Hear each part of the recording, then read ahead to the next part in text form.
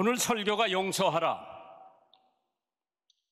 에베소서 4장 32절에 서로 용서하기를 하나님이 그리스도 안에서 너희를 용서한 것 같이 너희도 용서하라.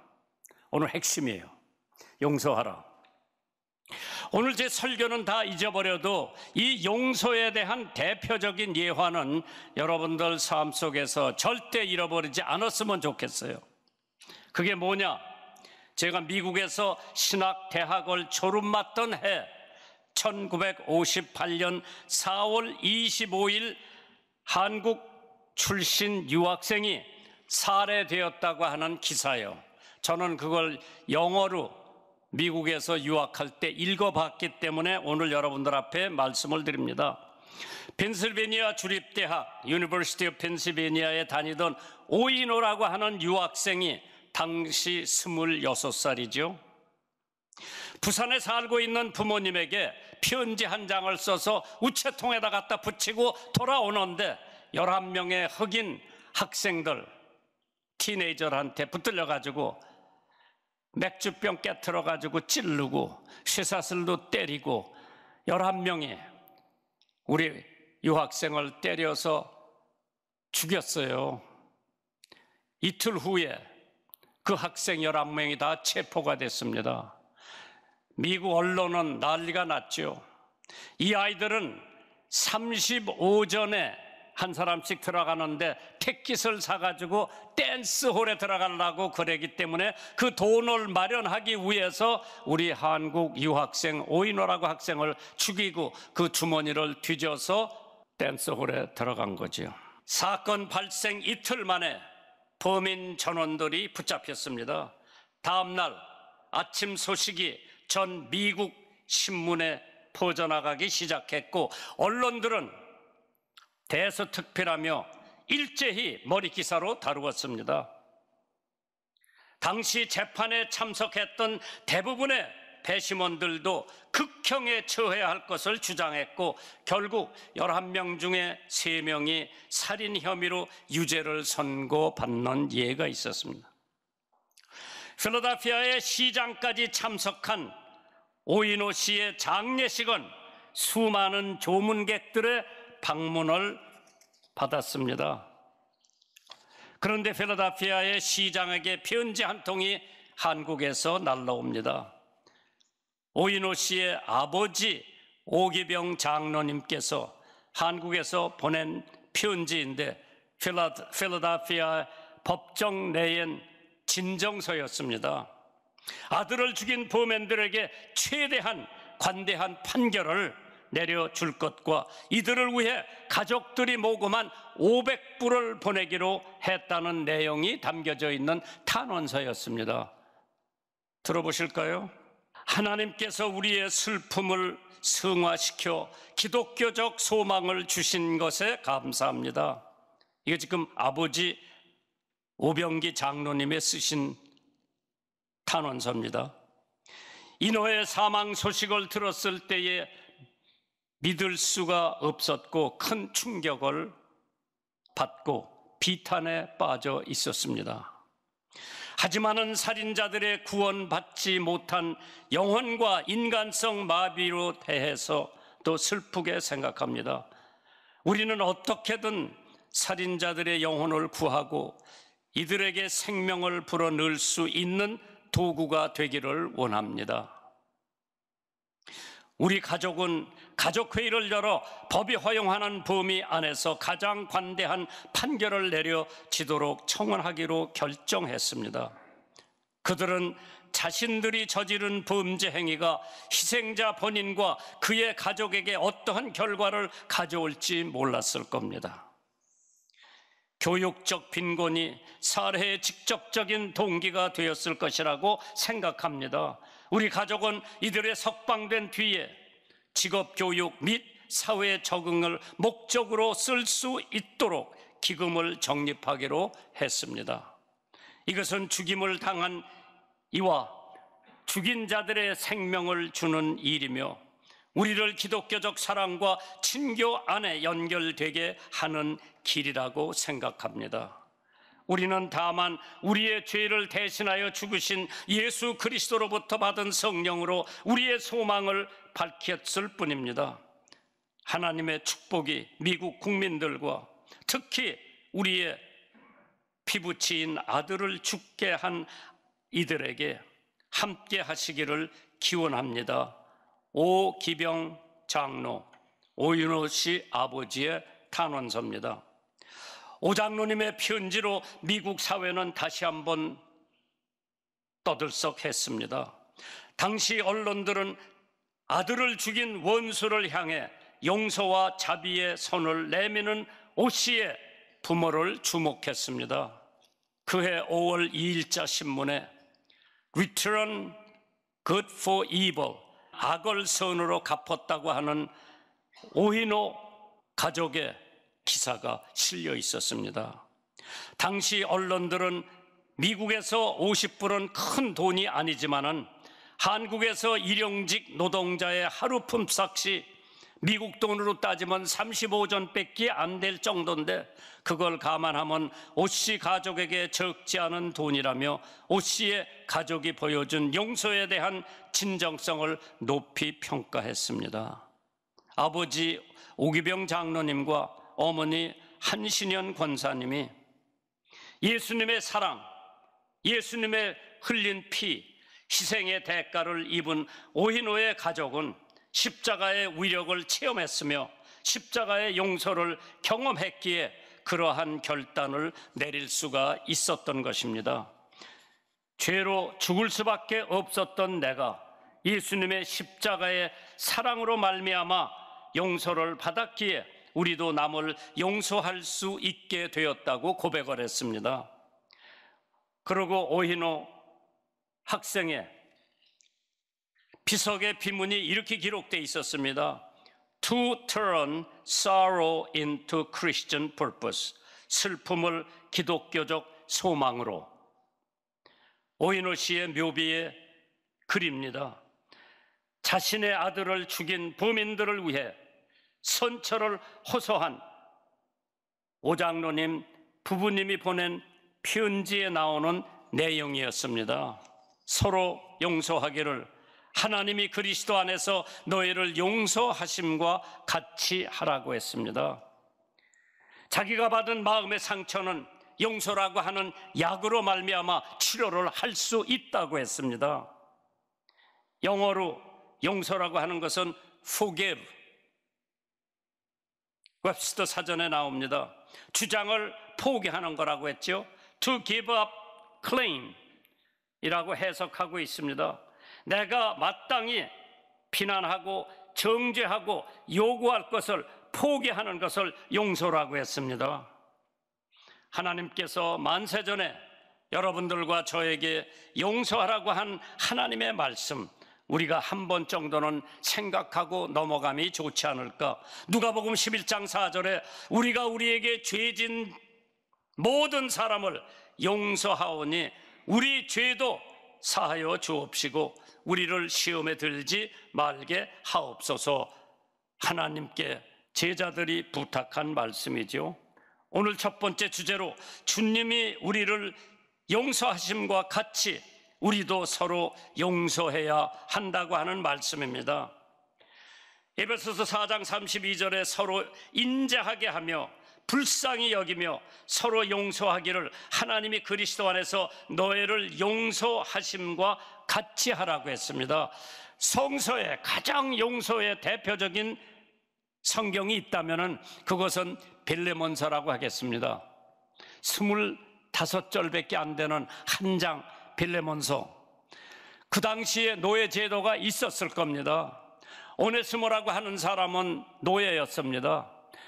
뭐를 잘못해가지고 도망을 갔는데 로마 감옥소에 붙들려가지고 바울 사도가 갇혀있는 감옥소에 오네스모라고 하는 노예가 같이 갇혀 있었습니다. 거기서 바울 사도의 전도를 듣고 예수를 믿고 사람이 완전히 변했습니다.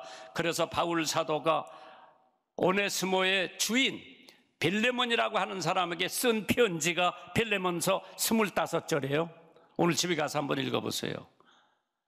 뭐라고 써 있는 거 하니, 오네스모라고 하는 사람은 당신에게 불이익한 사람이었으나 나에게 유익한 사람이라. 로마 감옥에서 나를 만나서 그가 예수를 믿고 예수를 영접하고 변화된 사람이니까 쓸모있는 사람이라고 빌리몬이라고 하는 사람한테 부탁하는 편지를 썼는데, 만약 이 사람이 당신에게 빚진 것이 있으면 내가 갚을 테니까 내 어카운트에 넣어달라고 하는 편지로 빌리몬서를 마감합니다. 하나의 죄인, 하나의 노예, 예수 믿고 구원받은 사람을 형제로 받아들여라. 만약 그 사람이 당신에게 해를 끼친 게, 손해 끼친 게 있으면 내 어카운트, 바울의 어카운트에 맡겨라. 내가 대신 갚아주겠다. 이러한 용서는 찾아보기가 힘들 겁니다. 예수님은 너희가 사람의 과실을 용서하면 너의 천부께서도 너의 과실을 용서하려니와 너희가 사람의 과실을 용서하지 아니하면 너의 아버지께서도 너의 과실을 용서하지 않을 것이라. 마태복음 6장 14절에 있는 말씀이죠. 물론 용서한다는 것은 그리 쉬운 일이 아닙니다. 그럼에도 불구하고 성경은 주님께서 우리를 용서하신 것과 같이 우리도 남을 용서해 주라고 했습니다. 예수님은 십자가에 달려 돌아가시는 극한 고통의 순간에도 자신을 못 박는 사람들을 용서해 주는 기도를 하셨습니다. 누가복음 23장 34절에 저해를 용서하여 주옵소서, 자기의 하는 것을 알지 못함이니이다 하시더라. 요셉도 자기를 죽이려고 한 형제들을 용서해 주는 장면이 창세기 45장 5절에 나옵니다. 요셉이가 한 얘기죠. 형들에게 당신들이 나를 이곳에 팔았으며 근심하지 마옵소서, 한탄하지 마옵소서. 하나님이 생명을 구원하시려고 나를 당신들 앞에 보내셨다고 그랬죠. 뿐만 아니라 계속 불안해서 떨고 있는 형제들에게 창세기 50장 21절에 내가 당신들과 당신들의 자녀를 기르리이다 하고 그들을 간곡한 말로 위로했다고 했습니다. 오늘 여러분과 제가 용서 못할 사람 한 사람도 없습니다. 용서 아직 해주지 못한 사람이 있으면 오늘 말씀을 듣고 난 다음에 그 사람을 용서해 줄 수 있는 마음이 생기기를 주님의 이름으로 축원합니다. 다윗도 자신을 죽이려고 온 사울 왕을 해하지 않고 용서하는 마음으로 안전하게 돌려보냈다고 하는 말씀이 있습니다. 사울 왕이 3,000명을 거느리고 사위가 된 다윗을 죽이려고 쫓아다니다가 굴 속에서 깊은 잠이 들었습니다. 다윗이 그걸 알고 사울 왕을 찾아갑니다. 죽일 수 있었죠. 자기의 원수요, 자기의 생명을 지금 죽이려고 3,000명의 군인들을 데리고 다니면서 다윗을 찾고 있었을 때에 깊이 잠이 들고 있었던 사울을 찾아갔어. 칼을 가지고 찾아갔어. 한번 찔리기만 하면 자기 원수는 것으로 끝인데 옷자락만 조금 비어갖고 와가지고 뭐라고 한탄하는 거 아니? 다윗이 일어나서 사울의 겉옷자락을 가만히 베니라. 그리간 후에 사울이 옷자락 베임을 인하여 다윗의 마음이 찔려 자기 사람들에게 이르되 내가 손을 들어 여호와의 기름 부음 받은 내 주를 치는 것은 여호와께서 금하시는 것이니, 그러면서 자기를 원망하면서 사울을 사죄해 줬다고 하는 얘기가 사무엘상 24장에 자세히 나옵니다. 스데반도 사도행전 7장에 보면은 자기를 돌로 치는 사람들이 있었어요. 스데반 집사를. 그때 사도행전 7장 59절 이하에 저희가 돌로 스데반을 치니 스데반이 부르짖어 가로되 주 예수여 내 영혼을 받으시옵소서 하고 무릎을 꿇고 크게 불러 가로되 주여 이 죄를 저들에게 돌리지 마옵소서, 이 말을 하고 죽었다고 그랬어요. 참 위대한 사람이죠. 여러분과 저 같으면 어떻게 했을까? 지금 자기에게 돌을 던지는 사람들의 죄를 용서해달라고 기도하는 스데반. 성경에 나오는 인물뿐만 아니라 사랑의 원자탄이라고 하는 책을 읽어보고 적지 않은 은혜를 받았는데 거기 손양원 목사님이 나옵니다. 자기의 두 아들을 살해한 청년을 용서하고 양아들로 삼은 손양원 목사님, 나병 환자의 아버지로 불리우며 사랑과 헌신의 삶을 살다가 순교한 손양원 목사님, 여순 사건 때 두 아들 동인과 동신을 죽인 사람이 있습니다. 선 목사는 그 사람을 양자로 삼고 기도해 준 사람이죠. 그러면서 두 아들의 장례식에 손양원 목사님이 인사할 기회에 10가지로 감사했는데 시간상 한 가지만 들어보세요. 나의 사랑하는 두 아들을 총살한 원수를 회개시켜 내 아들 삼고자 하는 사랑의 마음 주신 하나님께 감사합니다. 용서한 거죠. 이러한 용서는 찾아보기가 힘듭니다. 그러면서 감사 기도를 한 후에 손양원 목사님은 두 아들을 위한 장례 예배 때에 감사 헌금을 10,000원을 드렸다고 하는데 그 당시에 선 목사님 월급이 80원이었어요. 그런데 아마 장례식에 들어온 부조를 하나님 앞에 드린 것 같아요. 10,000원인 그 당시에 한 달에 80원 월급 받는 사람이 10,000원을 감사 헌금을 이렇게 적혀 있다고 그래요. 봉투에 두 아들의 순교를 감사하며 10,000원 손양원 그렇게 적었다고 그래요. 이후 손양원 목사님은 그 자기 두 아들을 죽였던 청년을 자기의 아들로 양자를 삼았습니다. 우리의 영혼이 우리 안에 있는 상처와 쓴 뿌리로 굳어지게 두어서는 안 됩니다. 골로새서 3장 13절에 네가 네에게 혐의가 있거든 서로 용납하여 피차 용서하되 주께서 너희를 용서하신 것과 같이 너희도 그리하고, 시편 147편 3절에 상심한 자를 고치시며 저의 상처를 싸매 주신다고 했습니다. 두 번째 대지가 있다고 할 것 같으면 사랑하고 용서하는 자는 율법을 다 이루었다고 성경에 기록해 있습니다. 로마서 13장 8절에 피차 사랑의 빛 외에는 아무에게든지 아무 빚도 지지 말라. 남을 사랑하는 자는 율법을 다 이루었느니라. 진정한 용서의 비결은 사랑이라고 했습니다. 나를 해롭게 하는 사람을 용서하는 것만큼 참된 사랑은 없다고 하죠. 그래서 용서를 사랑의 완성이라고 했습니다. 베드로전서 4장 8절에 사랑은 허다한 죄를 덮느니라. 잠언 10장 12절에 사랑은 모든 허물을 가리운다고 했습니다. 아직 용서하지 못한 마음에 쓴 뿌리가 남아있다면 의지적으로 용서하시기를 주님의 이름으로 축원합니다. 그래서 상처와 쓴 뿌리로 인해 우리의 마음이 황폐해지지 않기를 주님의 이름으로 축원합니다. 이사야서 1장 18절에 여호와께서 말씀하시되 오라 우리가 서로 변론하자. 너의 죄가 주홍같을지라도 예수님께서 눈과 같이 희어질 것이요 진홍과 같이 붉을지라도 양털과 같이 된다고 했어요.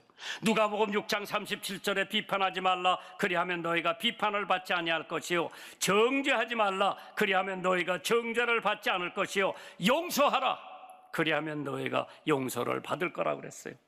세 번째 대지가 있다고 할 것 같으면 용서하지 않으면 용서받을 수가 없다고 했습니다. 그래서 성경은 분명히 마태복음 6장 15절에 너희가 사람의 과실을 용서하지 아니하면 너희 아버지께서도 너의 과실을 용서하지 아니하시리라. 용서한 자가 하나님의 용서를 받는다는 것은 성경의 진리입니다. 내가 베푼 용서가 하나님께 용서를 받을 수 있는 통로가 된다고 했습니다. 우리가 용서하지 않은 한 우리 하나님께서도 나를 용서하지 않습니다. 누가복음 6장 37절에 정죄하지 말라 그리하면 너희가 정죄를 받지 않을 것이요 용서하라 그리하면 너희가 용서를 받을 것이라고 했습니다. 우리는 한번 용서해주면 완전히 용서해주고 다시는 기억하시지 말아야 돼요. 왜?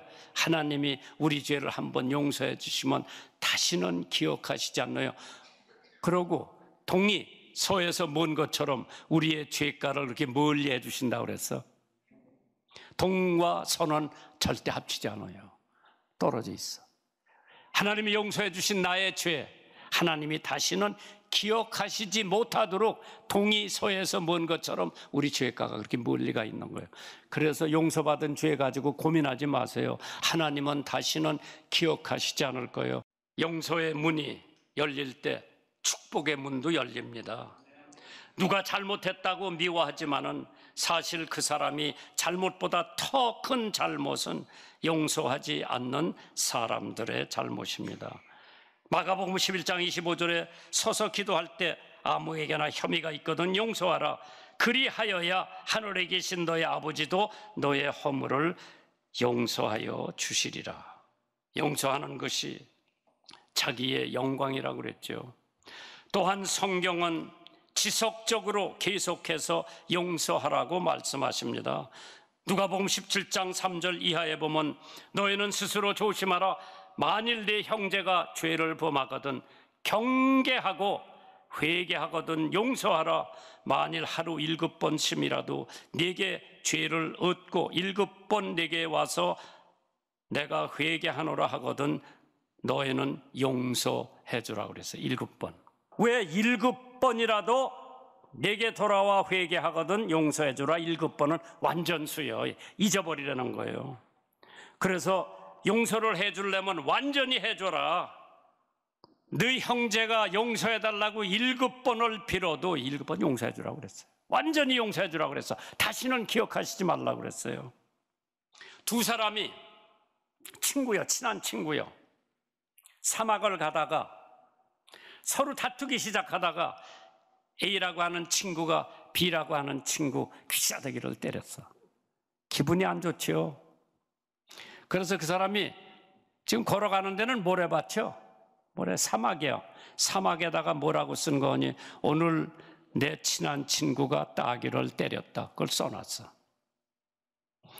한참 가다가 오아시스가 나왔어. 그래 둘이 거기 들어가서 목욕을 하려고 그러는데 따귀 맞은 사람이 먼저 들어가서 목욕을 하는데 그게 수렁인가 봐. 거기 빠지기 시작하는 거라. 그러니까 아까 따귀를 때렸던 친구가 그 사람을 구해줬어. 그 사람이 나와서 이번엔 바위에다가 오늘 내 친구가 나를 살려주었다. 그걸 썼어. 그 따귀를 때리고 살려준 친구가 이상해서 왜 자기가 따귀 맞은 거는 모래사장에다 써놓고 자기 살려준 거는 바위에다 썼느냐 물어봤어요. 그러니까 뭐라 그러는 거 하니? 따귀 맞은 거는 바람이 불면은 다 지워질 거고 없어질 거고 그러나 나를 살려줬다고 하는 것은 바위에다 새겨놓으면 바람이 불어도 비가 와도 없어지지 않기 때문에 무슨 얘기요? 내가 억울한 거 당한 거는 금방 잊어버리더라도 내가 누구한테 도움받고 큰 은혜 받은 것은 비가 와도 눈이 와도 바람이 불어도 없어지지 않도록 바위 위에 써놓으라고 그런 거예요.